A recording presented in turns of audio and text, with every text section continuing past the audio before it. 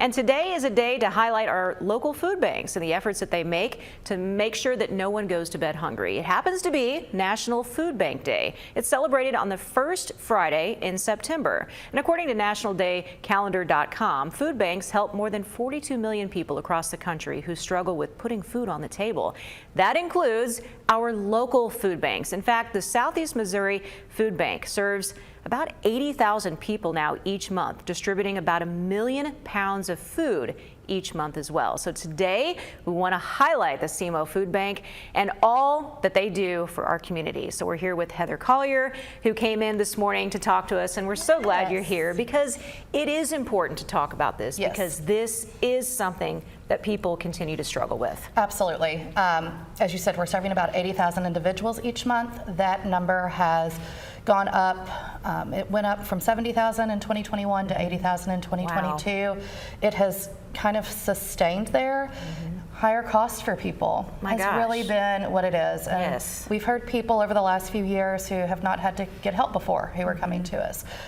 There are more people than you think that your neighbors are struggling and need help putting food on their table. Well, I know people who have good jobs who still struggle to go to the grocery store when you get that bill.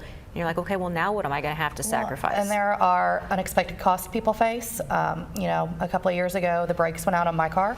Luckily, my parents had an extra car. I didn't have to worry about not being able to get to work. I could afford. Exactly. So, you know, there are people who do have to make that choice. Do I fix my car or do I go to work? And you have to go to work to get your paycheck.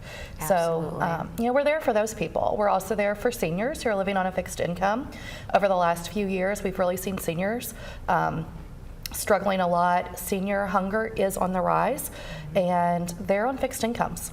When prices go up, those fixed incomes don't. So we've had a lot of seniors coming to us saying, I've never needed help before, but you know, would I skip breakfast? Would I miss meals? So it's those people are the ones that are really needing help. So how can people get help? And I'm asking this because I'm on that SEMO Moms group, that Facebook group, and someone posted anonymously yesterday that they couldn't afford groceries. And there were women that were stepping up saying, you know, we can help you, but they also mentioned the food bank. So how can people find you and get to those resources? So the food bank has 140 partner agencies across our 16 counties that we serve.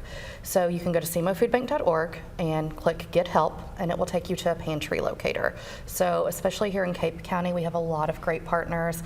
I will not name them all, but Red Star Food Pantry, the Salvation Army, Catholic Social. There's a lot of resources for people across all our 16 counties. So if you need help, go to that pantry locator.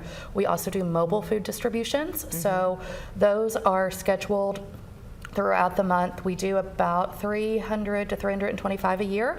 So we're doing those as additional distributions in communities. So you can also go to our website, check the mobile pantry calendar. So if there's one in your county, you can go and get food there. Yeah, you could plan for it that way. So what is that address so that people watching at home know exactly where to go? semofoodbank.org. And you just click Get Help. It's right there on the homepage. And again, the mission is just to make sure that people are not going hungry because this is a real need, and sometimes we take a lot of that for granted. Absolutely. We're also really focused on using food to improve overall health. So part of our mission is to build stronger communities through the power of food, and we do that by making sure the food we're distributing is nutritious.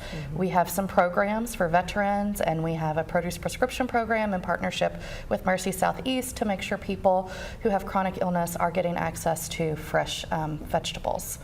Very important. Yes. And we thank you and everyone who volunteers and everyone who works there for all that you do to help our community. Well, thank you. And thank you, Heather, for being here.